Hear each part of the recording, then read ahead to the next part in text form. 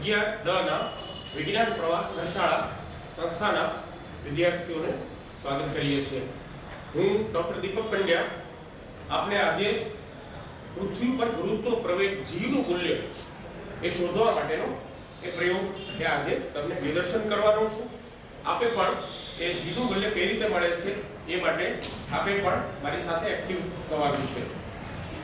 પૃથ્વી છે આપણે જાણીએ છીએ કે પૃથ્વીનો જે આંતરિક ભાગ એ ક્રસ્ટ છે અને ક્રસ્ટ હોવાને કારણે પૃથ્વી એ એનો જે વિષુવવૃત્તી ભાગ છે એ વિષુવવૃત્તી ભાગ પર ગુરુત્વ પ્રવેગ જીનું મૂલ્ય પ્રમાણમાં ધ્રુવી મૂલ્ય કરતા ઓછું છે અને ધ્રુવી પ્રદેશ છે એમાં આપણે ઇન્ડિયન સ્પેસ રિસર્ચ ઓર્ગેનાઇઝેશન દ્વારા બે પ્રકારના સેટેલાઇટ્સ આપણે લોન્ચ કરીએ છીએ। એક PSLV polar satellite launch vehicle જે પૃથ્વીના ધ્રુવી કક્ષામાં એ ભ્રમણ કરે છે।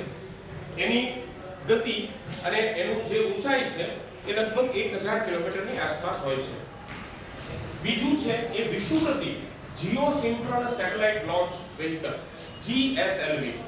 જીએસએલવી છે એ 35900 કિલોમીટર એટલે કે ઓલમોસ્ટ 36000 કિલોમીટર પૃથ્વીની સપાટીથી ઉપર મોકલીએ છીએ। હવે પૃથ્વી પર વિષુવવૃત્તી પ્રદેશમાં ભારતનું શ્રી હરિકોટા એ આંધ્રપ્રદેશની નજીકમાં આવેલું એક સ્થળ છે। સતીશ ધવન સ્પેસ સેન્ટર આવેલું છે અને ત્યાં પૃથ્વી પરનું ગુરુત્વ પ્રવેગ જીનું મૂલ્ય એ પ્રમાણમાં ઓછું છે। એટલે યુરોપ, અમેરિકા, સ્વીડન અને અન્ય દેશો એમાંથી પણ આપણે ભારતના ઈસરો દ્વારા એ સેટેલાઇટને લોન્ચ કરીએ છીએ। તો પૃથ્વી પર જે ગુરુત્વ પ્રવેગ જીનું મૂલ્ય ભારતના સંદર્ભમાં આપણે જોઈએ તો એ અહીંયા એક દ્વીપ છે એ દ્વીપ પર આવેલું છે અને પૃથ્વી પોતે એ ધરી ભ્રમણ કરે છે પોતાની ધરી પર 66.5 અંશના ખૂણે।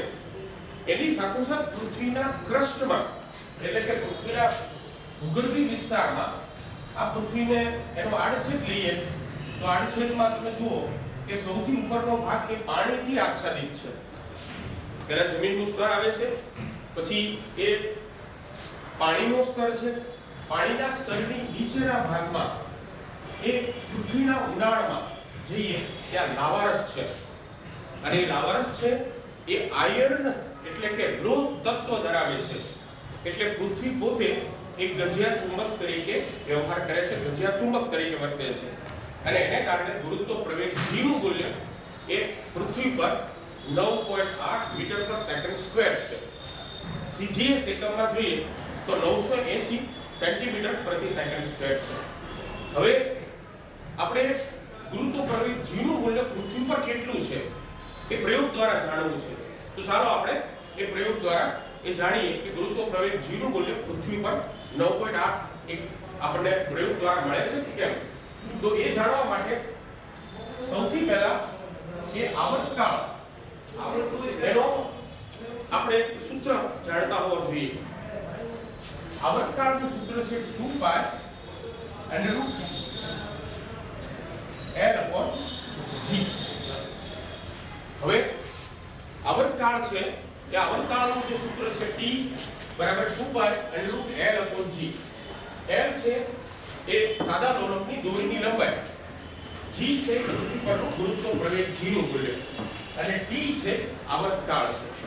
આવર્તકાળની વ્યાખ્યા તમારામાંથી કોઈ મને જણાવશે? જેને આવડે છે કે હાથ ઊંચો કરશે। એક દોલન પૂર્ણ કરવા માટે લાગતો સમય। હવે એક દોલન પૂર્ણ કરવું એટલે શું? તો કે ભાઈ સાદું લોલક છે એ સાદા લોલકને અહીંયાથી પાછો આવે ત્યાં સુધીમાં એક દોલન।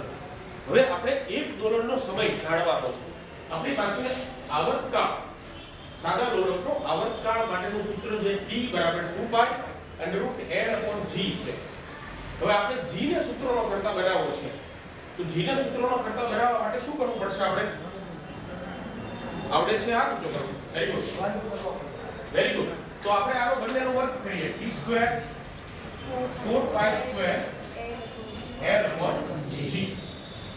હવે જુઓ તમે કે g ને સૂત્રનો કરતા બનાવી તો આવર્તકાળનો વર્ગ એ નીચે આવી જશે એટલે g બરાબર 4 pi square l upon t square. એનો અર્થ એવો થાય છે કે 4 પાઈ સ્ક્વેર એ અચળ પદ છે. આવર્તકાળના સૂત્રમાં 4 પાઈ સ્ક્વેર છે એ અચળ પદ છે. તો આપણે l upon t સ્ક્વેર એટલે કે દોરીની લંબાઈ અને આવર્તકાળનો વર્ગ જાણતા હોઈએ તો આપણે g નું મૂલ્ય શોધી શકીએ. મિત્રો આપણે જ્યારે ગુરુત્વ પ્રવેગ g નું મૂલ્ય શોધવાનું હોય ત્યારે બે ભૌતિક પરિમાણોની જરૂર પડશે. એક પરિમાણ છે એ સાદા લોલકની દોરીની લંબાઈ અને બીજું છે એ સાદા લોલકનો આવર્તકાળ. તો ચાલો આપણે સાદા લોલકના પ્રયોગ માટે ગુરુત્વ પ્રવેગ g ના સંદર્ભમાં દોરીની લંબાઈ એ સ્કેલથી માપશું અને આવર્તકાળ છે એ 20 ડોલરનો સમય આપણને જે મળે છે એનું એ આપણી પાસે સ્ટોપ વોચથી એની નોંધ કરશું. તો ચાલો મિત્રો આપણે પ્રયોગ કરીએ. મિત્રો આપણે દોરીની લંબાઈ 100 સેન્ટીમીટર રાખી છે અને 100 સેન્ટીમીટર માટે આશીષભાઈ આપણને માપી અને એની ચોકસાઈ કરાવશે. તો દોરીની લંબાઈ છે એ આપણે જોઈએ છે કે 100 સેન્ટીમીટર આપણને મળે છે. હવે અમરચોળીભાઈ એ 30 ડિગ્રી નું દોલન કરાવી અને 20 ડોલરનો સમય આપણે નોંધવાનો છે. તો દોરીને બરાબર. હવે સંજીભાઈ આપ 30 ડોલરનો સમય એ નોંધ કરો.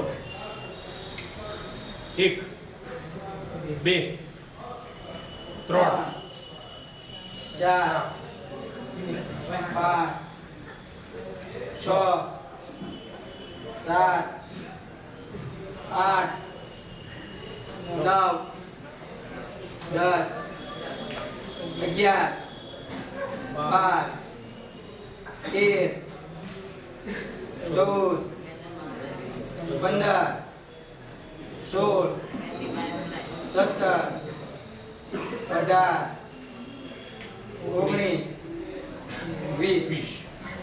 બોલો કેટલા સમય મળે છે?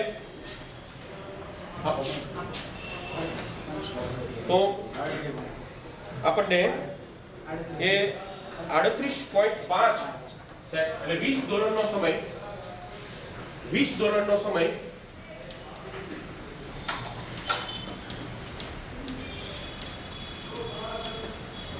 38.5 સેકન્ડ મળ્યો. હવે 20 ડોલરનો સમય 38.5 મળ્યો એટલે આપણે હવે 1 ડોલરનો સમય શોધવાનો છે. જ્યારે આપણે આવર્તકાળ કહીએ એટલે 1 ડોલરનો સમય t by 20 એટલે કે 38.5 ભાગ્યા 20. જો કેટલા મળે છે? 38.5 ભાગ્યા 1.925. આવર્તકાળનો એકમ સેકન્ડ છે એટલે 1.925 સેકન્ડ થશે.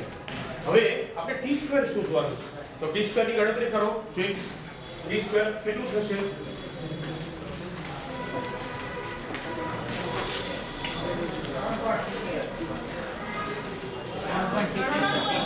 3.56.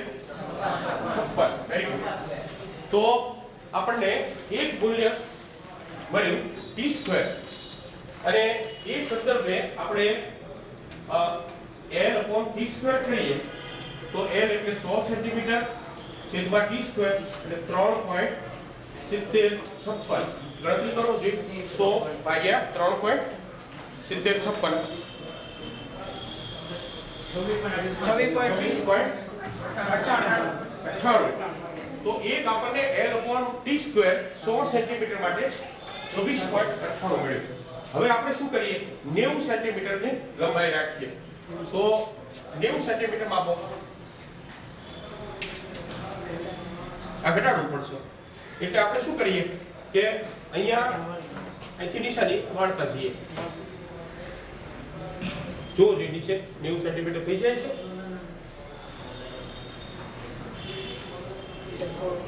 જેટલું થાય છે 2 સેન્ટીમીટર. કાઈ વાંધો નહીં.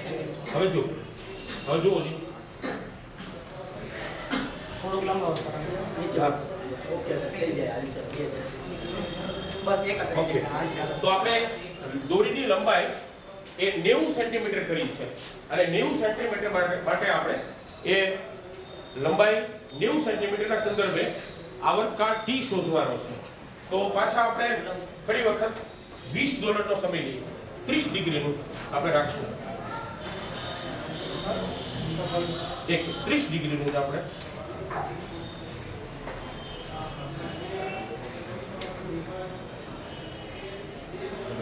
બોલો 3 4 4 5 6 7 8 9 10 11 12 13 14 15 16 17 18 19 20